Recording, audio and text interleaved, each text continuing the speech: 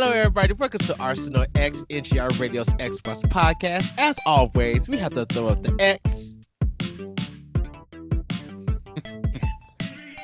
because we're about to throw down. I'm your host, ADV. Joining me, as always, is the wise Wisconsinite, Mr. Jesse Douglas. How's it going, everyone? uh, Boss Man could not make it here. He's doing some family things today. Once again, there's something great about you and Corey that you guys have this fatherhood that there's times of having a wonderful spending time with your kids, to spend the time with the family. I don't have that, everybody. So don't be sad for me. Do not worry for me. At my current state right now, I am enjoying my life. But everybody, once again, thank you guys for joining us. Hopefully, everybody had a great week, having a great weekend.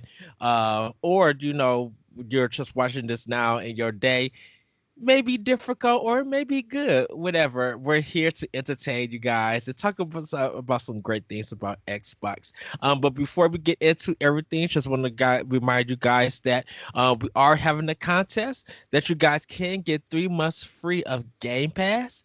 Follow, subscribe, like, share, all that good stuff.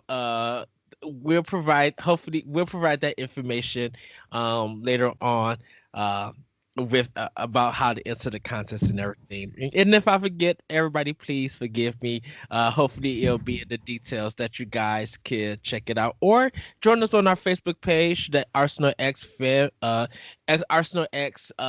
fan group, and you'll be able to learn more of the details for that.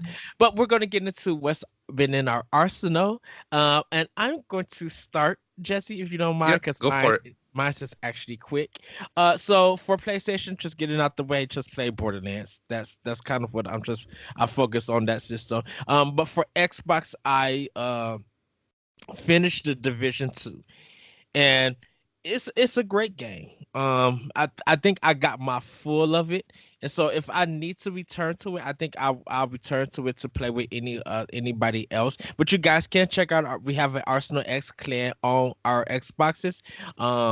You guys can follow us on Twitter or check out the Xbox fan group if you want to friend us there. And let us know when you're playing so we can play with you guys. I think the thing with the division 2, it is going to be connected with Anthem also, and this is just a personal thing for me. I think when I get my full of a game in that kind of in that kind of genre, once I finish the campaign, I just feel like I don't need to return back unless other people need my help or want to play with me. There's just something about it doesn't have the replay value.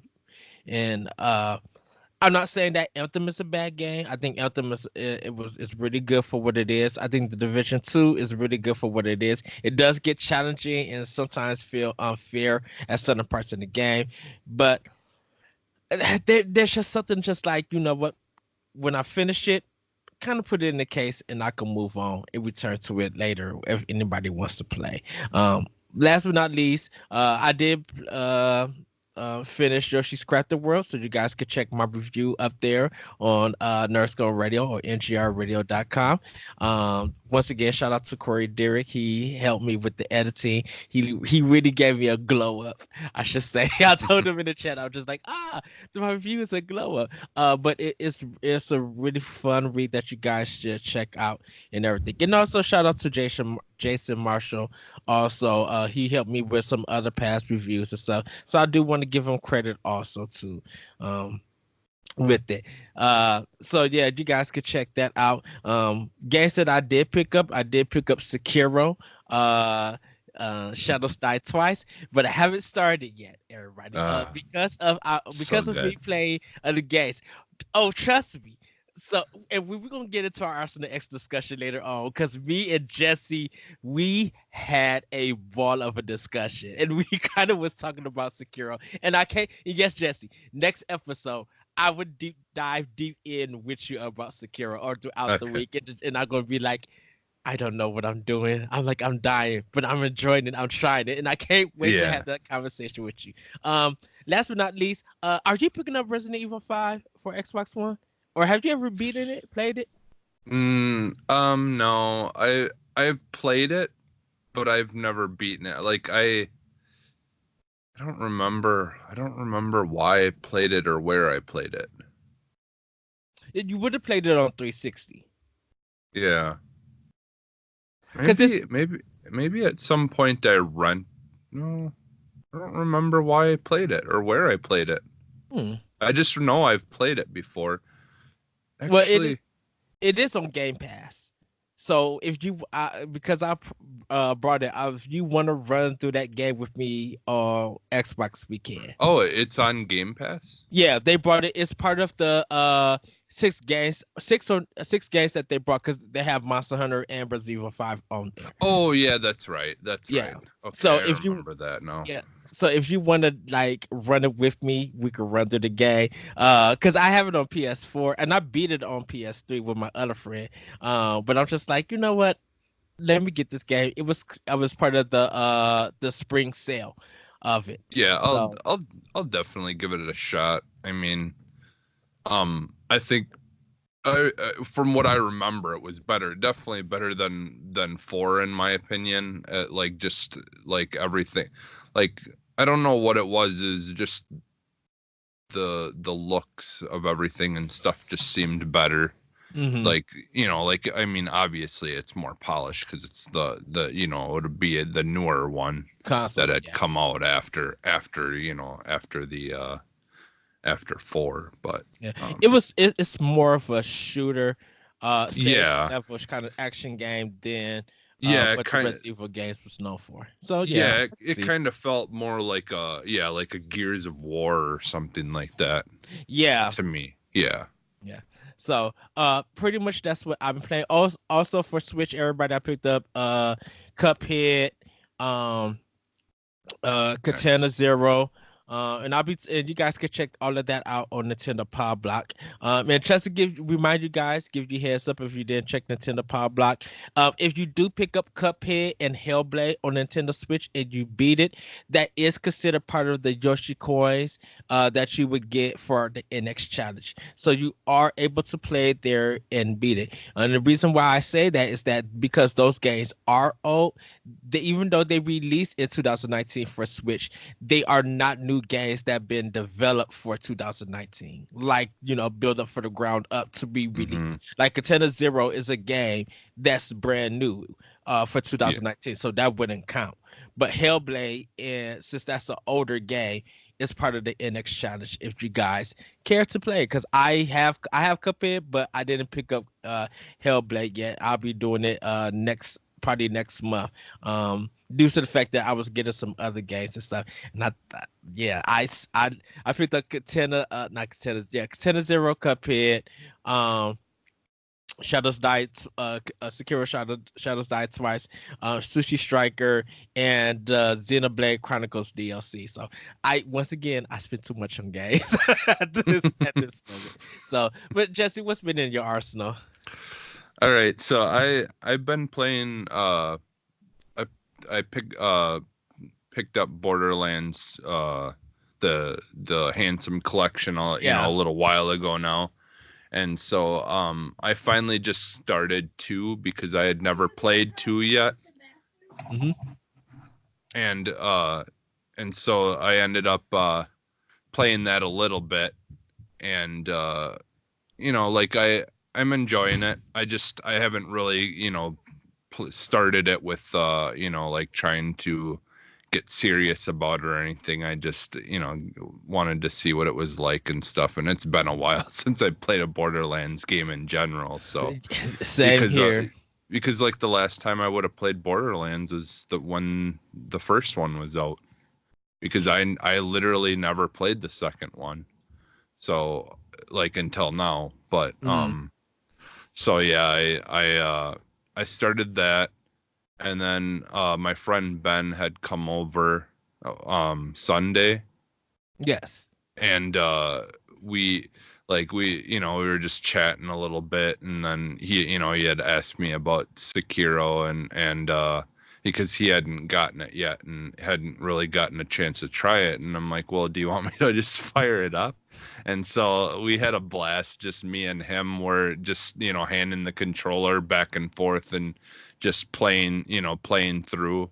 Like I'd let him play for a while, and then after a while he'd hand it to me, and then I'd play for a little bit, and we just kept handing the controller back and forth, chatting and just enjoying it. It was fun, like it's a hard game, but it's like it's one of those things where like if you got like a couple of friends or whatever and you're playing it, Yeah. like you don't have to be playing simultaneously, together with on different consoles to have fun. You can just do it that way and just laugh and get mad together.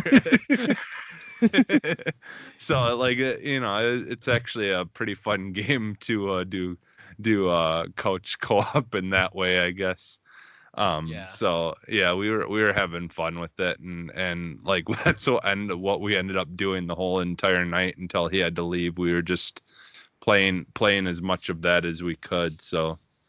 Um so yeah, it's a fun game. Like like it gets harder and harder and harder, obviously, but it just doesn't matter because it like everything just looks so great, and Yeah. like the only issues that I have is sometimes the controls are questionable, just like like when you're going to do a block or whatever, and sometimes like it will feel like you pushed the block before they hit you, Yeah.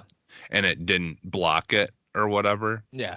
And some, I don't know, it's hard to tell because like you're trying to hit block as close to them trying to hit you as Yes. possible so you can parry it, and then it will block their sword, and they'll kind of like get stunned for like a half of a second, and Yes. that will give you a chance to get a strike on them if you can.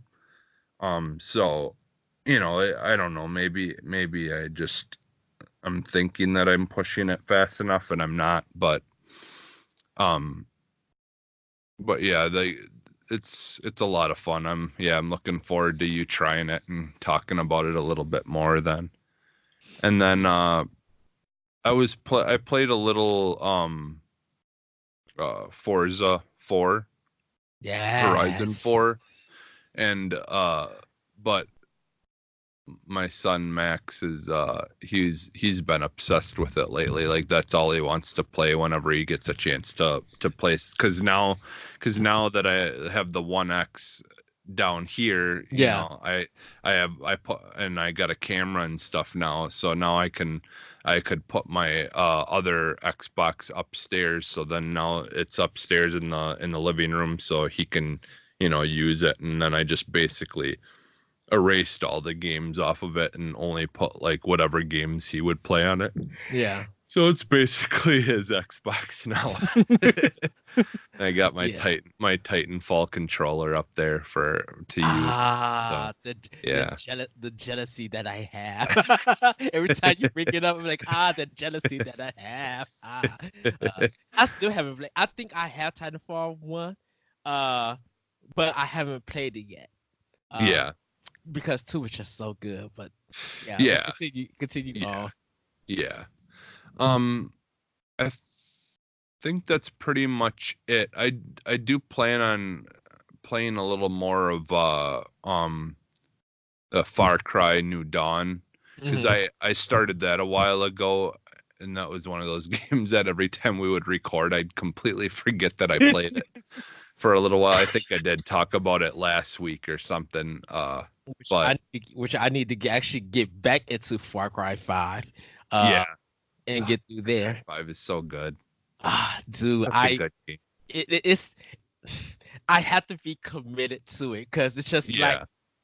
getting distracted by the side stuff, and because I don't really have what I could do in Far Cry 3 with the sniper rifle in this game. It's just like, I need my sniper rifle because I want to attack enemies from the behind. I mean, from far away and stuff. But uh, I understand what you mean with New Dawn. Is it Yeah. New Dawn? Yeah, New Dawn, I believe it. Yeah. Yeah. Yeah. I'm pretty sure it's New Dawn. Yeah. That's what it's called. I'm second guessing myself. But yeah, but that's pretty much it for me. Um I I played a little bit on Switch, but we'll do that in Pow Block. So Yeah, yeah. Check out what we've been playing on Nintendo Power Block for Nintendo Switch, cause, oh man, that Yoshi. I read my review. Watch Nintendo I Power Block. I need to get it yet. I just haven't had the funds for it, but Do whenever you so can wait. Yeah, I loved that demo so much. So, but we'll leave that. We'll we'll leave that yeah. for. We'll leave that for the next time. Right. But everybody, we're gonna get into some Arsenal news, and then we're gonna get into our Arsenal exchange, cause man, yes. So I'm gonna start with because I'm hyped about our Arsenal exchange, dude. From what we Yeah. talked about, like I'm Well, literally I'm just so hyped for like as we get closer to E3. I just cannot yes. wait. I just cannot wait for E3, man. It's gonna be so great this year. Yeah. So so let's get into Arsenal news. Assassin's Creed Unity is getting review bombed with positivity. With Assassin's Creed Unity release, it has some problems. A lot of people will argue and disagree about the quality of the game, but early Steam reviews were decidedly negative. The bulk of negativity in the game's mixed review score came around the game's release, with 1,700 of them being posted in January 2015. However, that has recently changed, and Assassin's Creed Unity user review score is rallying. After the Notre Dame fire, French publisher Ubisoft obviously felt the cause of rebuilding the famous church was near and dear to their hearts. Since Assassin's Creed Unity, a game set during the French Revolution, heavily features Notre Dame as a centerpiece to the city, Ubisoft is in talks to use their data of the interior to help reconstruction of the church. They also want to raise awareness of it, so they have been giving the game away for free, which has led to fans wanting to share positive feelings about it. As such, this might be the first instance of good review bombing. In the past 24 hours from when the story was written and posted, people have posted numerous reviews praising Ubisoft for giving the game away for free and for trying to commemorate the historical building. One review reads, I played the game after Ubisoft had fixed all its issues. That being said, the positivity brought by this game in light of the tragic event with the Notre Dame Cathedral makes me proud to have played this game. Another review says, I hope this game will be able to help the reparation of the reparation of Notre Dame de Paris. Although it is not a good game for everybody, it seems like, but Ubisoft paid much efforts on this. By Valve's review policy, though, it is not clear whether these reviews are going to stay up. The Steam company recently revised their review policy to remove swaths of anomalous reviews during certain time periods during periods where they don't have anything to do with the quality of a game. In theory, that is supposed to remove reviews where the audience is miffed about, say something the developer says and is rating the game low for it. It is unclear what happens when the audience is super happy a game is celebrating a historic piece of architecture that is a game. Regardless, the game is free and people are happy poking around virtual Paris, so take advantage while you can. And this story comes from a Game Informer. People don't haven't really paid attention or may not even care about it. The Notre Dame Cathedral in Paris caught on fire, and like probably for like the half of the whole day that it was on fire, it was burning down. It's a historic landmark for Paris and just for the world. So for Ubisoft to kind of have this recreation and like deliver this game to Steam for free for PC players, that's really cool. And the reason that I brought this to Xbox to Arsenal X is that I remember Assassin's Creed Unity just being dog pile. And you can even see videos of people talking about the game, and all the bugs that they recorded. But it's just like when the video game can help rebuild something in the real world, in a positive aspect, and that review bombing with a positive message and stuff, it's not encouraged, but it's just kind of cool to see when it's positive. It's a good thing, and I kind of hope that, if anyone who has Assassin's Creed Unity and you're playing it on Xbox One or PlayStation 4 or wherever you do decide to play it, that you can revisit and see what Ubisoft did for the Notre Dame Cathedral. I will say this, and I think I told you this, Jesse. When the Notre Dame, when it was talking about it, I was thinking, or Notre Dame, when it was talking about it, I thought it was the college in South Bend, Indiana. I Oh, didn't realize, I didn't realize that it was the cathedral, because yeah. it was hashtag Notre Dame, and I'm just like, what the world is going on? And I was gonna call my best friend, my bro, him, Larry Giver from World War One. I was gonna call and be like, "What's going on with the school?" But then I looked at the news and be like, "Oh, it's the church." Yeah. Yeah, that was cool. I had seen that article a couple of days ago or whatever, where they were talking about, yeah, like, what you're just read. Um that's pretty cool, that that situation that they, have that in the game and stuff like that. And so, like, and like, I guess like one of the I mean, a lot of it was destroyed or whatever, but like, I guess they were able to, like, preserve the front part of it or something like that. Yes. And like, most of the structure had stayed, so they could kind of rebuild. um and yeah, like, and then, like, they had, apparently they had a whole bunch of, like ancient, like, artifacts and stuff there, that Uh-huh. luckily had gotten moved out of there before that had happened.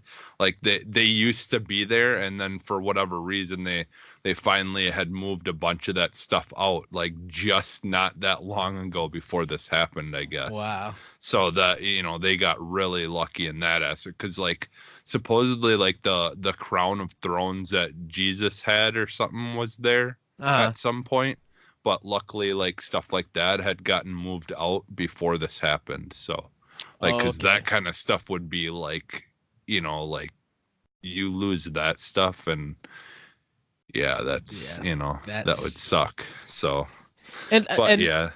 and I don't know if they had. I think they're still investigating on how the fire came upon it. I know people say that the church was getting renovated. Yeah. Yeah, it is. Yeah, it was being renovated. And, I was thinking the same thing too. Like, I wonder what had happened, like, why it started. But then when I heard that they were renovating, I'm like, oh yeah. Unfortunately, you hear about that a lot. Like, Mm-hmm. well, my aunt and uncle, they had gotten, I don't know how much it was. They own this big, massive house out in the country, and they had gotten it just built. Like, the whole thing, they got built to specifics of what they wanted. Yes. And they didn't live in it for, I don't know, a little while, and there was an electrical fire, and the whole entire thing got destroyed, Ooh. um because of just like, one little screw up can, can Can can cause cause. cause a fire. Yeah. And most houses have a lot of things that uh like to help fire grow pretty rapidly. So, Very um true. yeah, I'd imagine that's probably what it was, maybe, they were renovating, there was some kind of, either faulty something or other, or, Hmm. who knows. But as soon as I heard that they were renovating, I'm like, well, that ups the chances of it probably being something related to that. But But either Yeah. way, it's unfortunate. Yeah, it was a bummer. It was, like there's a lot of people like I won't even get into it, but there like I had heard like some clip of some guy was trying to like tack on some conspiracy theory to it, I guess, on the news, and they Yeah. just said, yeah, okay, we're done with you, and they just basically they they they hung up on him because it was like a phoning into Oh, the news yeah. type thing, I think. And I forget who it was, but they're just like, yeah, okay, we're done with you, and they hung up on him. They're like, Ugh, these people, man. No, no one can just talk about stuff. They've gotta build it, turn it into their own agenda. Yeah. Well, we're going to move on to the next one. A remake of the cel shaded shooter 13 is coming this November.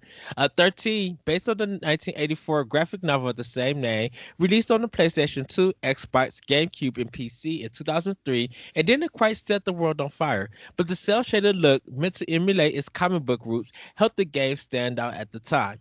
Now, 16 years later, the game is being remade for modern audiences, coming to PlayStation 4, Xbox One, Switch, PC, and Mac on November 13. Previously published by Ubisoft, the remake is being handled by French publisher Micruiz and developed by Playmagic. They released a couple prototype images that imply the cel shaded look that will be making a return, but the teaser trailer sets the tone for the story more than anything else. If you guys can check this out on Game Informer. Um, and I didn't know that Adam West was in this game, but I'll get more into that. This would be a direct remake of the original 13 game, which followed the story arc from the first 5 issues of the graphic novel. No word on whether or not David Duchovny will reprise his role as 13, but as sadly Adam West passed away in 2017, the role of General Carrington will presumably be recast.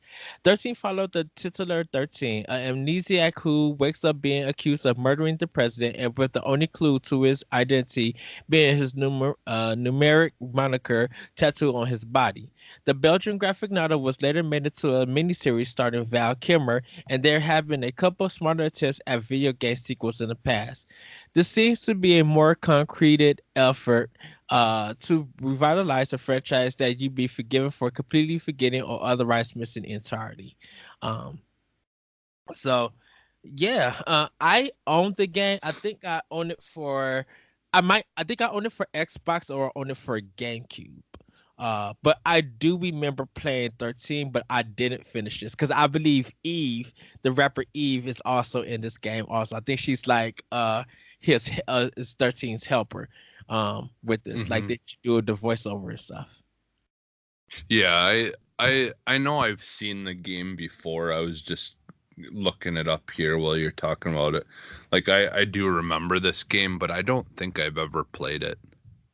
What so what kind of genre of game is it? What It's would a you first person say? shooter. It's a first Oh, person is it? shooter. Oh, Yeah, it is. it's Okay. level based. Yeah. Um, That's weird that's definitely weird that I never play it. And you said it was on the PS2? Yeah, Oh, PS2, Xbox, GameCube, and PC and Mac. It was 2003. So okay. I have the game. I played it, but I just didn't finish it.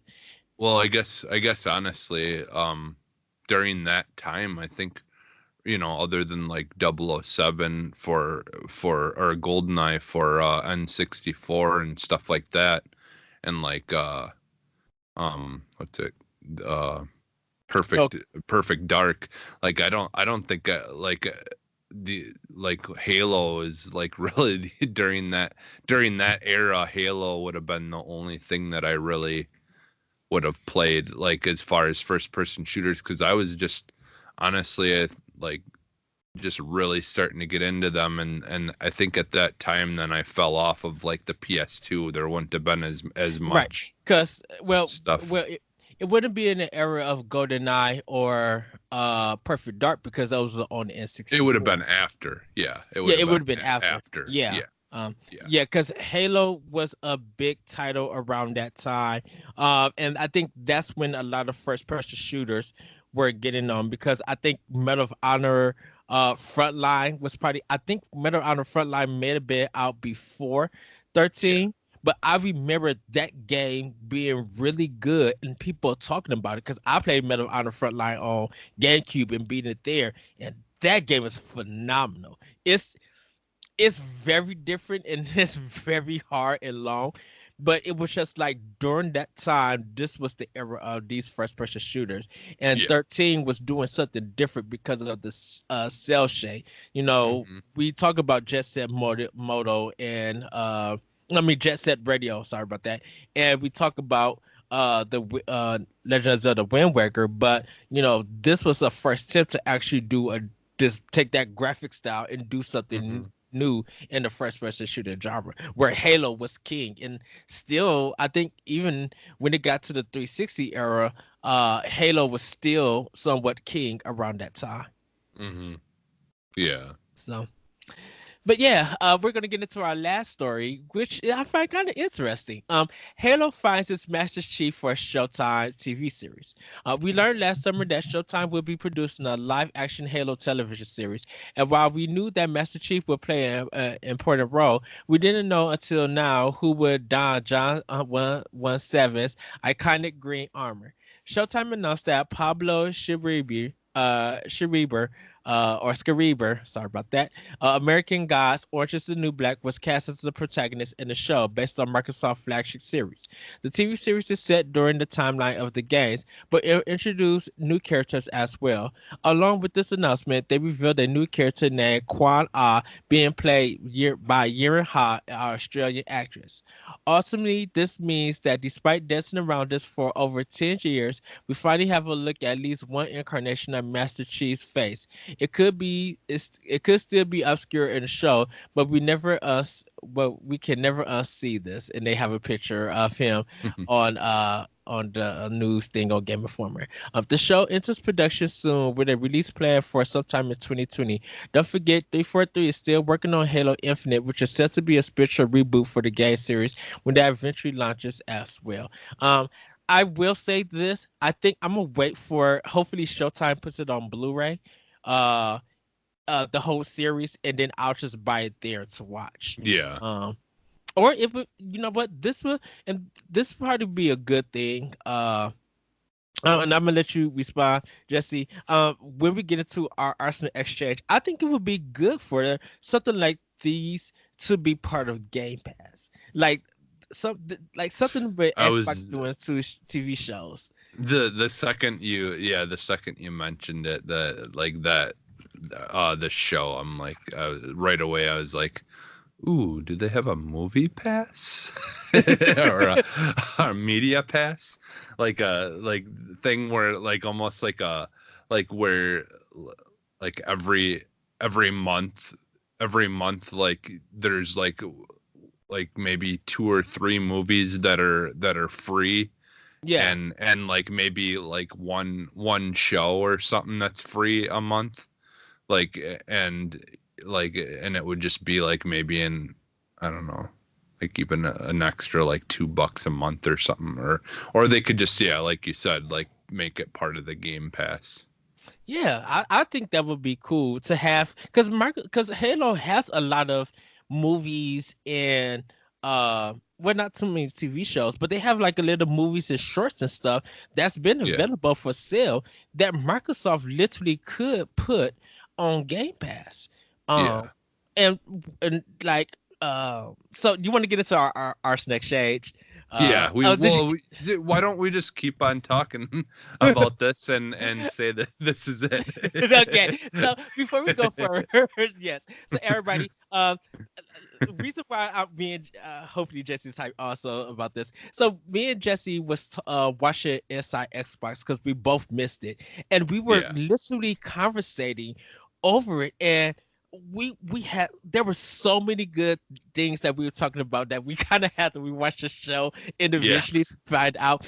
But Jesse was bringing up so many great points, so many great things, and we were talking about PlayStation 5 and E3, and we were just having a discussion. So for today's Arsenal Exchange is that we're going to have an actual general discussion about Xbox and what we could see in the future. It might be almost something like last week's show, but this one, all hands are off. If we want to bring up Nintendo, if we want to bring up Sony, if PC, whatever, we're literally gonna have a general discussion because I feel like I'm not saying that we not don't have nothing to look forward to, but man, like some of the stuff that we was watching on Inside Xbox was inspiring us.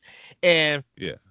one of the things I want to start with is the game chat. I was like you mentioned that when they were talking about game chat for Sea of Thieves on PC. Or And well, it's just in general. It's for PC. It's PC for the Windows the Windows 10 10. update. Okay, So yeah, yeah. And while me and chat Jesse was bar. literally while me and Jesse was chatting, Jesse said, "I wish we could have recorded this as a podcast because we it was good." And Yeah, I mentioned, and you mentioned that maybe it could come to Xbox, and I said that um it probably won't come this year, but I could see it coming next year, and how this is also could be part of Anaconda, which is their code name for their next Xbox. yeah, Um, and so I literally was just thinking about that like today. yeah, Like that conversation that we had about it, because I was watching it Inside Xbox again and listening to it, and they was talking about Spotify bringing in music, but I was just like, yeah, that would be so cool to record your conversations as a podcast and like literally put them online, like and yeah, connect them to Windows 10 or Xbox. Like there are conversations that you have and you yeah, just want to record them and put it out there. It might not be for everybody, but I'm just like, just think of the conversations that feel like a podcast that you can release to your friends or to the world or to anyone yeah, on your Xbox Live accounts, on your friends list, and let them hear your conversation while they play games. yeah, yeah. Because it seemed like it. I don't remember for sure, but it looked like it had like an equalizer and stuff on it, maybe, Yeah. and like so, like it looks like it would be like an awesome version of the the chat where you can actually like edit things and like do more of like the what's it called uh what's the chat that everyone uses all the time for gaming, Uh, the uh Discord. Discord, yeah, similar to that. And yeah, it's like it just looks really good. It looks like it would be just a better like that if, like they launch the new console with that, as the game chat thing would be pretty cool, Yeah. but and, I and don't yeah, know. and and I know you mentioned just like, and I agree with you bringing it to Anaconda. I think I was just saying that I think once we find out that it's out of beta for Windows 10, because I think people can try it on Windows 10 and give them feedback. But once it goes live, maybe the following year, like 2021. Let's go with that. Their second update includes that, because they was talking about you can watch other streamers while playing games and talking and stuff, and it was just like, this might feel a little bit like Stadia in a sense, or Microsoft's version of Stadia, but like their Game Pass stuff is just like really really good, and I'm just like, Yeah, oh my goodness. uh yeah, but yeah. yeah. There's like, and then like there's the like the Sea of Thieves stuff. I'm just really excited to get back into that game eventually here too, and play that, and like looking forward to all those updates and stuff since the last time I've played. So Yeah. yeah, like hoping that we can get like a day where we can all play it, but yeah. And then the other thing that like we had kind of been talking about that we wanted to kind of share with everyone was like, Ed and I were just kind of, they started showing, like all the different controllers and stuff, and I don't feel like they really ever actually focused too much on the controllers, Yes. but we were, like we were talking about, like, like, and we're not the first people to bring it up. I think this has kind of been a question on everyone's mind, for both Xbox and PlayStation, is, moving forward, are the controllers really going to be changing that, enough that we would need to buy a completely new controller with the next consoles, and not be able to use the ones that we have now. And, and me and Ed were kind of talking about that, and I just started thinking, I'm like, well, with the way that they, I was telling Ed, like, with the way they've been pushing, the designer lab stuff, and really, Yes. making it so people can just design, controllers however they want. It almost makes me think, the way they've gone all in on that at that point they've decided that moving forward to the next console, there will be, maybe a new iteration of that controller for the next console, but I think that, like, it won't be different enough that you would need a new controller. So I think people who, if they do it right, unfortunately, like, 'cause I just think it would be a bummer to, these people, a lot of people spend a lot of money on buying a whole bunch of different schemes of the controller from there. And I just think it would really be a bummer if, like, all those neat, controllers people were designing no longer could work on the next console. And so I'm thinking, and I guess kind of hoping, that their idea with when they started that lab was that those would be able to carry on into the next console, and hopefully, we'll, people spending all that money on those controllers won't lose, won't not be able to use them anymore. So Hi, and but joining us is Bossman, Mr. Curry Dirrig. Oh, I can't see anything. Oh yeah, no, I don't see them at all, or I s- I I hear s- them, but that's it. So I I'm see. leaving. Goodbye. No, well, Corey. Ah, dang it. uh, well, thank you, Bossman, for stopping on the show. For a second. Yes, but yes, because when we were talking about the controllers, and Nintendo kind of did this with the Wii U and the Wii, like how you could Yeah, use the Wii controllers on Wii U for some of the yeah, games like there, like having your investment of those regular Xbox Ones controllers, and yeah. keeping that comfort, and even like it helps your budget, because if Microsoft is going in the service kind of route of gaming, this would Hmm. literally help part of their service thing. So, Yeah, like everyone when everybody plays we all win. That's yeah, kind of Microsoft's model. And so, yeah. having your Xbox One controllers on and I would say your Xbox One and not so much your 360, but if they want to allow 360, I think that's fine. I would prefer the Xbox One controllers and whatever their Yeah, new controller is and the adaptive controller coming yeah. all to Anaconda and just playing any game that Well, comes on that console would see, be and that's what made me think of this, actually, is the yeah. adaptive controller, because if the adaptive controller is technically an Xbox One controller, Mhm. just, but it's, built just in a different way, that, it would be odd for them to come out with that and then force all those people to have to buy a new one of those to be able to play on the new console. Like, because Yeah. like, I think, if that works for the, for the new system, then I would imagine that all the controllers would work with the new system. And it'll be, and all you got to do is just sync it up to the new controller, and that's it. Yeah.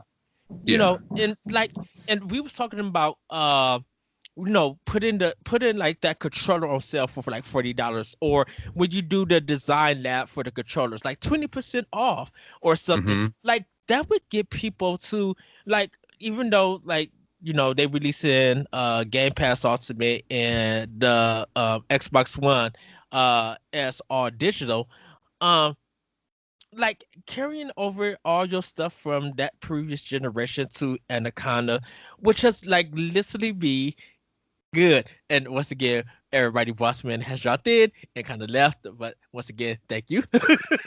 uh, but like, I would like, it's the Nintendo thing, because with Wii U and have been able to, like, even with Wii, you was able to bring your GameCube controllers in, import them in the older system. Yeah. When it came and to now Wii, even even now, yes. now, but you just need an adapter. That's all. Yes, yes. With with the Wii U, you was able to bring your Wii controllers, and then later on they re-released the GameCube controllers. So with knowing that, and with Microsoft having a better understanding of their technology, getting back into gaming and focus on it, and their goal of having everybody play anywhere that they want to, especially with their Project X Cloud coming soon. Like it, I was watching Inside Xbox, and Phil Spencer said he was playing the alpha version, but it's still not out there yet. Like, it would be good to be like, when Anaconda comes out, you could take those controllers from your previous generation and play it right there. If you want to play, if you feel like the new controller is more comfortable for Xbox One, we got one for you, and that's going to include it with the system. And then if you want to go out and buy some more, you can, or you could do custom design lab for Xbox Anaconda controller, or Xbox A. That's going to be that's going to be my. Yeah, go ahead, Jesse. Yeah, I think, that, and that's just it. Like, I feel like they've probably made, since that lab thing has come out, they've made way more money off of controllers this generation and they than any previous one. Yeah. So, so I think that's why they have that ability, if they really wanted to not have to worry about forcing people into buying a whole bunch of or buying new controllers, and not be able to use your old ones, because they know that regardless, even if they're saying that, hey, the controller you have right now can be used with the new Xbox, they know very well with that creators lab, there's always going to be people who are finally getting enough money to buy another new one, or or they're there's like, there's always going to be a demand for controllers, regardless if your old ones still work with the new system. Like, I just think the way that they made that designer lab thing, that basically cemented them the opportunity to make a good chunk of money on controllers. So they don't really have to force anyone to get new controllers, because they're gonna do it anyways, and they're gonna they don't it's just not something they have to worry about forcing a controller change, I feel like. So, but I guess we'll see. It just feels like a move that this Microsoft that we're seeing now would make. It just. And this is going to be the last portion of this Arsenal X discussion, which leads to E3, because like what we're discussing, it's a possibility to be revealed at E3. Mm-hmm. Like. Mm-hmm.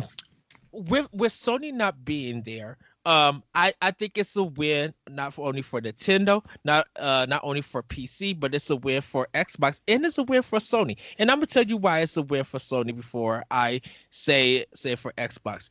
We got the tech specs for PlayStation 5, and people are talking about it, and with the specs and some of a little bit of the functionality being out there, I feel like that was for the tech heads, PC tech heads or people who are into technology like that, instead Mm-hmm. of the PlayStation crowd. Because like if you say all of that stuff to a 13-year-old who is a PlayStation fan, they don't understand none of that. But I'm like they're looking forward to games and stuff, and I think Sony is working on their PR to build that up. So Mm-hmm. with Sony being out of the way, working on their marketing, getting all of that stuff together, they should have a timely and a great announcement for gamers. Just anywhere. This should be like very exciting. And Microsoft is going to be excited, and we're excited for Microsoft because now it's their opportunity to really shine.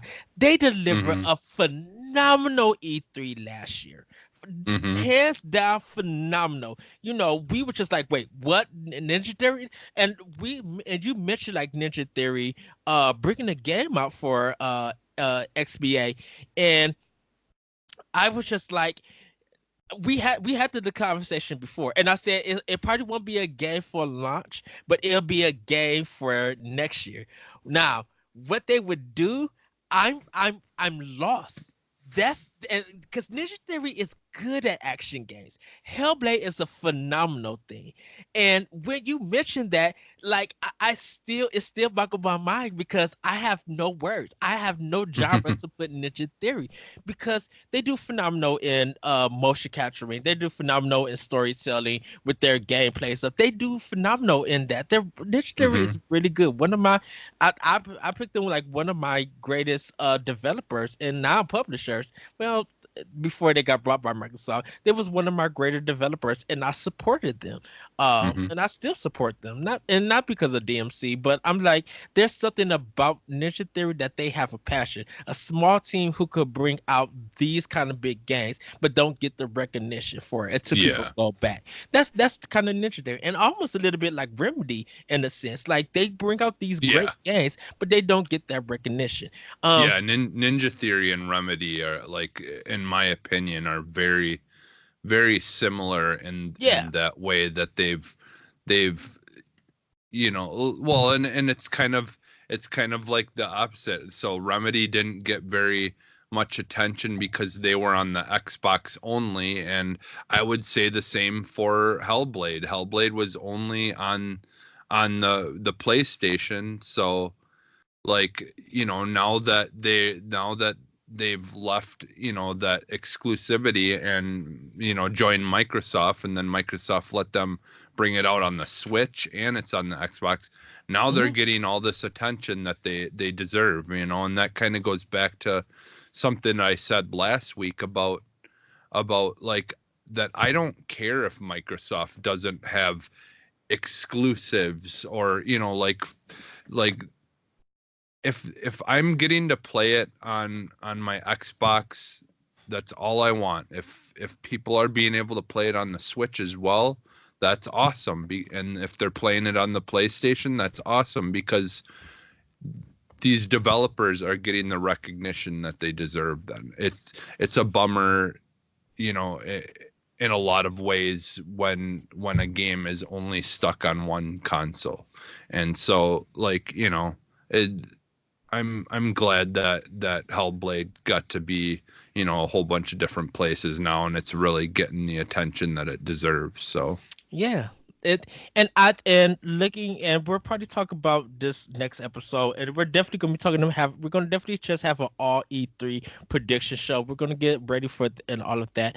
Um but it's just like I'm excited just like you. Like it's June E3 is June 9th, I think at 1 p.m. So it might be like 3 p.m. our time. I'm definitely gonna take the day off from work. And I have to try to take that day off work because I wanna watch this with you guys.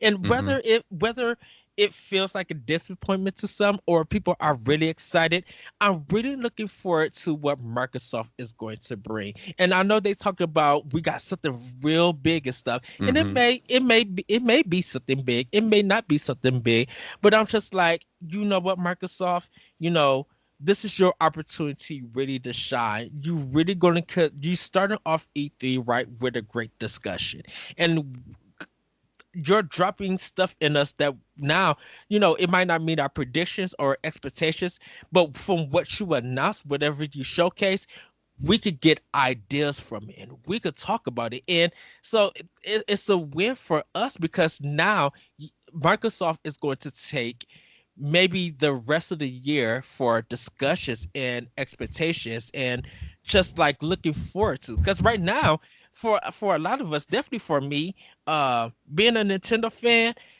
I'm locked in Nintendo Switch because of all the stuff that they showed on the Nintendo Direct and past there. I'm still waiting for what Sony is really ready to bring, but Sony doesn't offer enough yet because I think they're getting ready for PS5. Like I said, they're marketing stuff, which is great, which is completely fine. Sony is in the lead, and people want to say that that's good and stuff, but it's just like Nintendo has literally a little bit of the spring, majority of summer, and whatever they have in fall, that's going to feed a lot of players. Microsoft could come in and take over that and continue that and be like, okay, I'm jumping from one system to another system. I have a consistent flow of games that I appreciate, that I love, that I'm buying.